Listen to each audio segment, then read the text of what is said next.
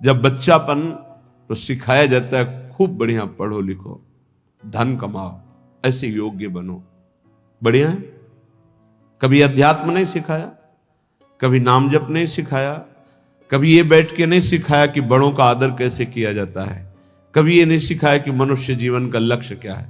अब वो पढ़ाई लिखाई में गए, व्यसन सीख गए, व्यभिचार सीख गए, अच्छी नौकरियां पाई, पैसे हैं, और फिर घर में आकर के उन बूढ़े माता पिता को जो चलने लायक नहीं है, दरवाजा बंद करके वैसी दुर्दशा करते, मारते हैं, पूछो मत।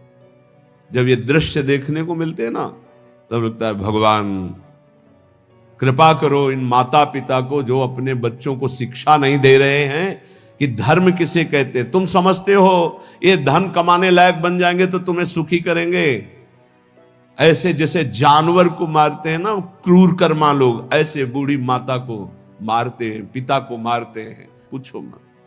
तब लगता है ये जानवर पैदा हुए हैं, ये मनुष्य रूप में पशु पैदा हुए हैं। पशु क्या राक्षस है। माने मातु पिता नहीं देवा, साधुन ते करवावें सेवा, जिनके ये आचरण भवानी, भगवान शंकर कहते निश्चर सम जानो प्राणी। निश्चर कहते राक्षस को, वो राक्षस है। तुम अपने संतानों को राक्षस मत बनाओ। ये जो केवल तुम मात पिता बाल कहीं बुलावे, उदर भरे सोई जतन सिखावे, तुम राक्षस बनाने की चेष्टा कर रहे हो।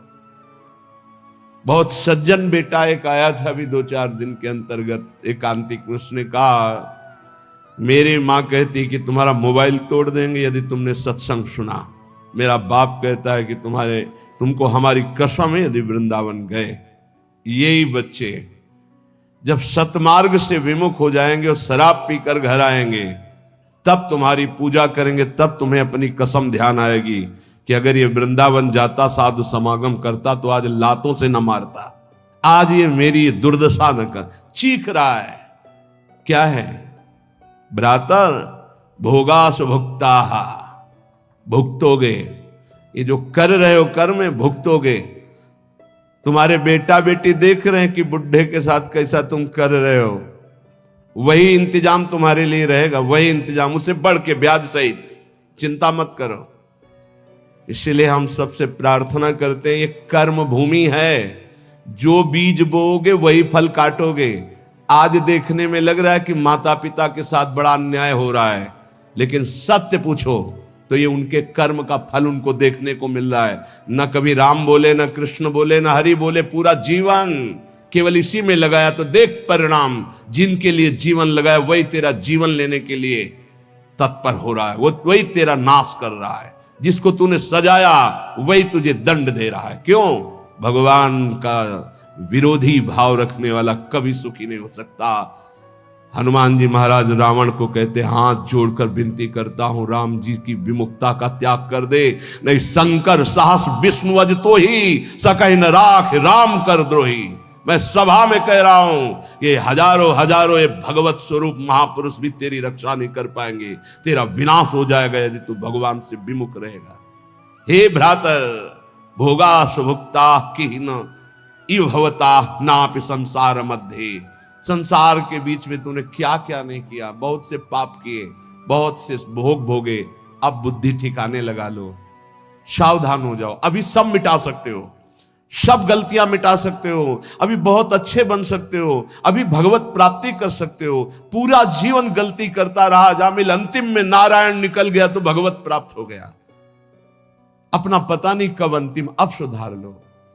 अगर हमारी आवाज आपके कान में पहुंच रही है, चाहे ऐसे समक्ष बैठे हुए या यूट्यूब में, आपके माता पिता कैसे भी हो, हमारी प्रार्थना है यदि वो वयोवृद्ध हैं, चलने फिरने में असमर्थ हैं, तो पहले समझ लो उनकी बुद्धि भ्रष्ट हो गई है। तुम्हें मानना पड़ेगा। ये भ्रष्ट का मतलब होता है स्थिति से गिर जाना। अब वो ठीक नहीं बोलेंगे, वो आपको गाली देंगे। आप घी चुपड़ी रोटी सब्जी दाल सब देंगे, फिर भी वो आपको गाली देंगे। आपके रिश्ते नातेदारों से आपकी निंदा करेंगे, पर आप उनकी इस बिगड़ी हुई बुद्धि का रोष पूर्वक अनुगमन करते हुए उनको पीटना, उनको मारना, ये आचरण मत करें, क्योंकि उनकी कर्मानुसार बुद्धि बिगड़ चुकी है। अब अपने कर्म आप मत बिगाड़िए, वो आपके भगवान हैं, सच्ची मानिए उनमें भगवान बैठे हुए हैं। ऐसे असमर्थ माता पिता को भगवान की तरह दुलार करोगे तो तुम सदैव श्री संपन्न रहोगे, लक्ष्मी तुम्हारे घर से नहीं जाएगी। और जिन घरों में माता पिता को त्रास दिया जाता है, जिन घरों में आए हुई पानी ग्रहण करके पत्नी के साथ अनर्थ नाना प्रकार की दोष वृत्तियां, वो घर कभी श्री संपन्न नहीं हो सकता, सुख संपन्न नहीं हो सकता। आप सत्संग सुनने आए हो, इसी का सुधार करना चाहिए। माता पिता आपके साथ क्या व्यवहार कर रहे हैं बिल्कुल मत देखो, ये मान लो कि ये पागल है, उनकी बातें मत सुनो। तुमका अपना कर्तव्य दे, तुम्हारा क्या कर्तव्य, हमको केवल अपना कर्तव्य देखना। हमें बहुत कष्ट होता है जब ये बात देखते हैं कि बूढ़े असमर्थ माता पिता के साथ ऐसा व्यवहार, तब लगता है ये कलेजा है इसका हृदय है कि भगवान ने पत्थर की रचना की इसके हृदय में। अरे और कौन, जिसने 9 महीने गर्भ में रखा, जिसने अपने रक्त का दूध बनाकर तुम्हें पिलाया, जिसने तुम्हारे मल मूत्र साफ किया, आज तुम हाथी जैसे जवान हो तो लात मारते हो, डंडा मारते हो, उनको गाली देते हो। चिंता मत करो, तुम्हारे लिए ब्याज सहित व्यवस्था है, ब्याज सहित दंड मिलेगा। अगर तुम्हें थोड़ा भी ये पता है कि भगवान है तो इतना समझ लो उनके वचन भी हैं, अवश्य में वो भोक्तव्यम कृतम कर्म शुभाशुभम, शुभ और अशुभ कर्मों का भोग भोगना पड़ता है। फिर माता पिता ये तो साक्षात भगवान है, इनके प्रति ऐसा ये कुछ भी बोले। हमने देखा है वयोवृद्ध आदमी की बुद्धि पतित हो जाती। पतित अगर जीवन भर भजन नहीं किया ना, तो पतित का मतलब होता है स्थिति से गिर जाना, भ्रष्ट होने का मतलब है गिर जाना। अब उसको जो बोलना चाहिए वो नहीं बोल पाएगा। उस समय हमको क्रोध नहीं करना कि हम तो इतना खवाते पिलाते हैं, ये हमारी निंदा करते हैं। ये हम बहुत गूढ़ बात आपको कह रहे हैं। जिसने अपने माता पिता की सेवा कर ली, उसने भगवान को प्रसन्न कर लिया। उनके नाराज रहने पर, उनके गाली देने पर, उनके तिरस्कार करने पर भी। पर हमारी प्रार्थना है, हम जो शब्द कह रहे हैं उसे ध्यान से सुनिए। जो माता पिता असमर्थ हो चुके हैं, चलने फिरने लायक नहीं है, उनके वर्ताव और उनकी कटु वचनों पर ध्यान न दिया जाए, उन्हें भगवान की तरह पूजन करके उनकी सेवा की जाए। जितने दिन जिए खूब मेहनत करके कमाओ, उनको खाओ पियो, कपड़ा लत्ता, सुखपूर्वक जीवन, तो तुम्हारा लोक और परलोक दोनों बन जाएगा। ये शब्द हम शर्त इसलिए रखते हैं कि जो माता पिता अपने कर्तव्य का पालन करना नहीं जानते हैं और अभी चल फिर रहे हैं, मनमानी आचरण करते हैं, गंदे विचारों का पोषण करते हैं, पोषण करने वालों का शोषण करते हैं, ऐसे माता पिता के लिए नहीं कह रहे। हम उन असमर्थ माता पिता के लिए कह रहे हैं कि जिनकी वास्तविक बुद्धि बिगड़ चुकी है, शरीर सेवा में समर्थ स्वयं नहीं रह गया है। अब हमारा कर्तव्य बनता है वो गाली दे, वो पड़े पड़े हगे, तो भी हमें उनकी सेवा करनी चाहिए। निश्चित भगवान प्रसन्न हो जाएंगे, निश्चित।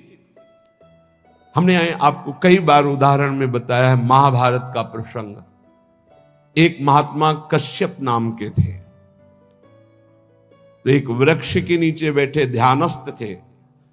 जब एक बगुली बीट कर दिया तो ऐसे माथे से गिरा, तो ऐसे देखा और रोष पूर्वक देखा तो भस्म हो गई, आग लग गई और जलकर राख होकर गिर गई। उनको लगा मेरी तपस्या बहुत पावरफुल हो गई। एक घर में गए, भिक्षामदेहि, एक साध्वी भगवत भावपरायण पति को भगवान मानने वाली पतिव्रता देवी निकली, प्रणाम किया। ब्राह्मण कुछ क्षण रुकिए, अभी मैं आपको भोग लाई। जेव ही वो घर गई तो दूसरे दरवाजे से उसके पति आ गए। बिल्कुल ध्यान से सुना, अपने पति को साक्षात भगवान मानना, अपने पति की ही आराधना में तन्मय रहना, ये पातिव्रत बड़ा महान धर्म है। इसी से भगवान शंकर ब्रह्मा और विष्णु को 6-6 महीने के बालक अनसुईया जी ने बना दिया था। लेकिन ये बहुत दुर्लभ बात है जो अपने देह को पावन करके, एक पति को समर्पित करके आजीवन वो देवी। ये भारत यति और सतियों का देश है। धर्म की यहां जय जयकार सदैव होती रही, होती रहेगी। हां, थोड़ा कम ज्यादा अंतर पड़ता रहेगा। अब आज क्या धर्म को समझे जो बॉयफ्रेंड गर्लफ्रेंड, ये दलिद्राएं दिमाग में बैठ गई है। ये क्या समझेंगे कि धर्म किसे कहते, पातिव्रत धर्म किसे कहते, एक पत्नी व्रत किसे कहते हैं, जिसका पाणी ग्रहण किया, आजीवन निर्वाह किया। अब वो पति सेवा में, पति को बैठालना, उनको जल पिलाना, फिर इसके बाद कहा भगवान आपके घर में एक अतिथि भगवान उस दरवाजे पर आए, आदेश हो तो मैं उनका स्वागत करूं, भिक्षा दे दूं। कहा तत्काल जाइए, तत्काल जाइए। वो कुछ फल फूल अन्न आदि लेके गए। इतना विलंब क्यों किया? वो तो उस रोष में थे कि हमारा तप बढ़ चुका है, मैंने बगुली के देखा था वो भस्म हो गई। तो उनका भगवान शांत शांत, विलंब का कारण, मैं एक पतिव्रता हूं, मेरे प्रभु मेरे पतिदेव आए, मैं उनको आसन दिया, जल पिलाया, फिर उनकी अनुमति से आपको देने आई हूं। उनका तुमने हमको ऐसा वैसा महात्मा समझ लिया क्या? तो उसने कहा महाराज तुम्हारे उस वृक्ष की बगुली नहीं हूं कि तुम्हारे देखने से भस्म हो जाऊंगी। मैं एक पतिव्रता हूं जो बैठे बैठे तीनों लोकों का दर्शन कर रही हूं अपने पातिव्रत धर्म के व्रत से।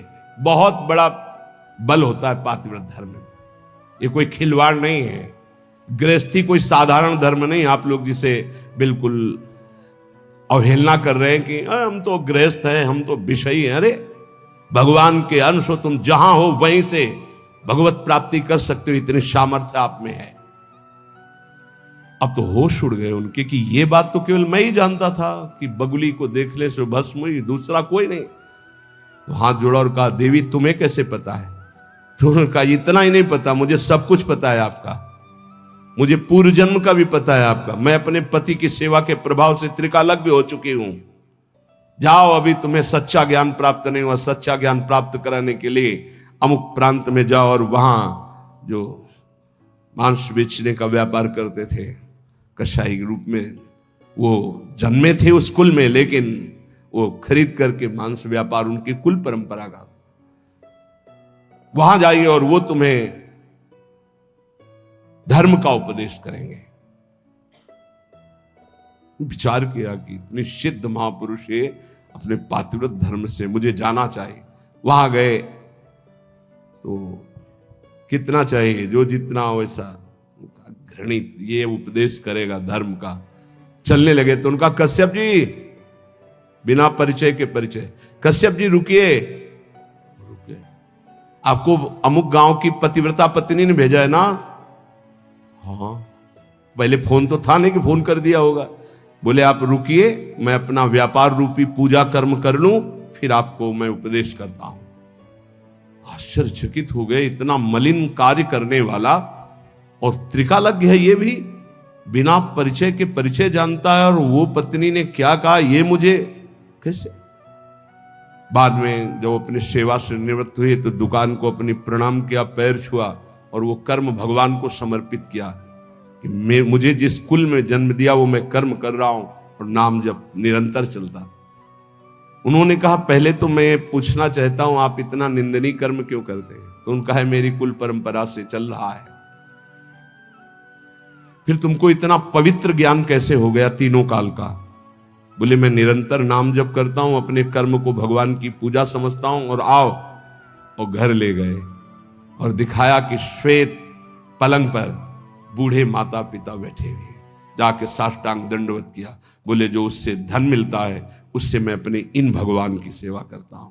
रात दिन माता पिता की सेवा के प्रभाव से, नाम जप के प्रभाव से, अपने व्यापार को भगवान की पूजा समझने के प्रभाव से मुझे तीनों काल का ज्ञान है। तो उन्होंने कहा मेरी तपस्या अपूर्ण क्यों है? कश्यप जी ने, उन्होंने कहा इसलिए कि तुम अपने माता पिता की अवहेलना कर चुके हो और वो वृद्ध माता पिता भटक रहे हैं, उनकी सेवा छोड़कर, उनकी अनुमति के बिना तुम ये ऐसा, जाओ पहले उनकी आज्ञा का पालन करो।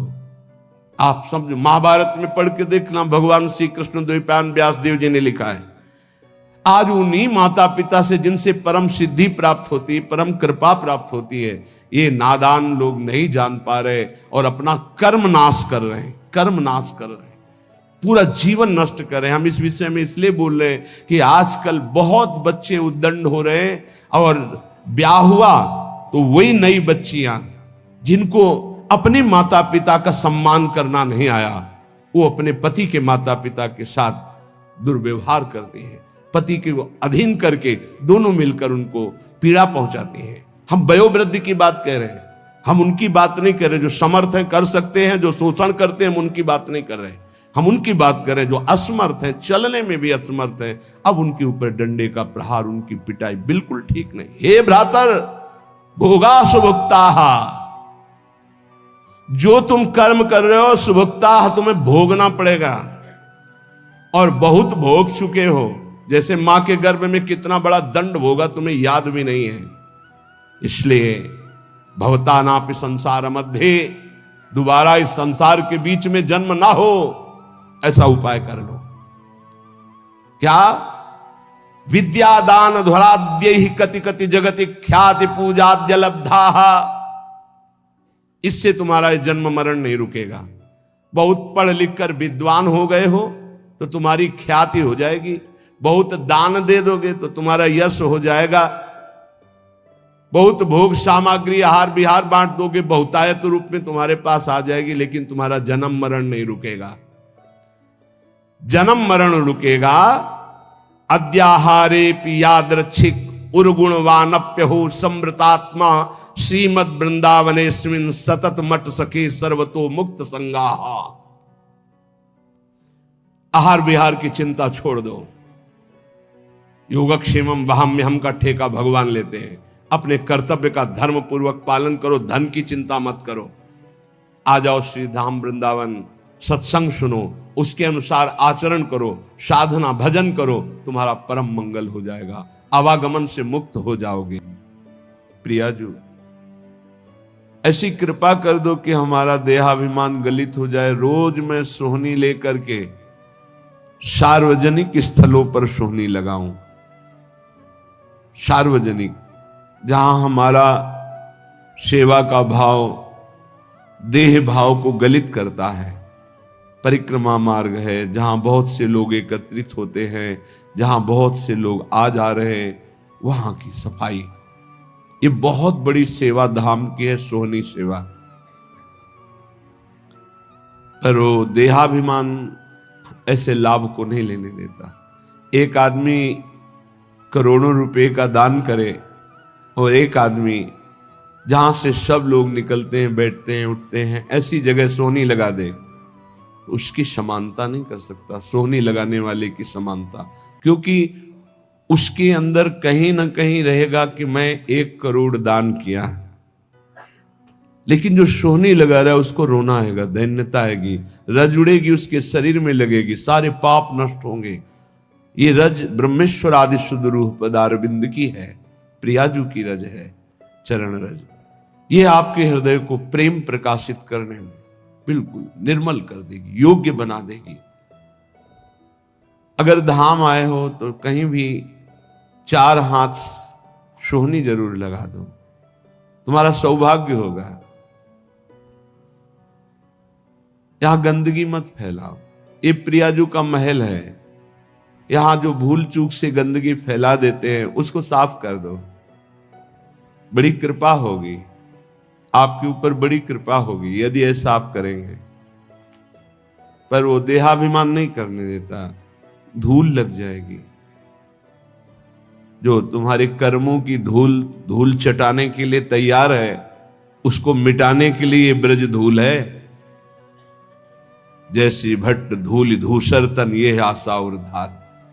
बड़े वो महान भाग्यशाली हैं जिन्होंने ब्रजरज के द्वारा समस्त कर्म बंधनों को छिन्न भिन्न कर दिया है। ये जल्दी समझ में नहीं आएगा, ब्रजरज लगाने की हिम्मत नहीं पड़ेगी पापात्मा को। देखते हैं कि अगर ऐसे हुआ भी तो ऐसे ब्रजरज लेकर ऐसे लौटने की, लगाने की, ये बहुत महापुरुषों के गूढ़ वचन हैं।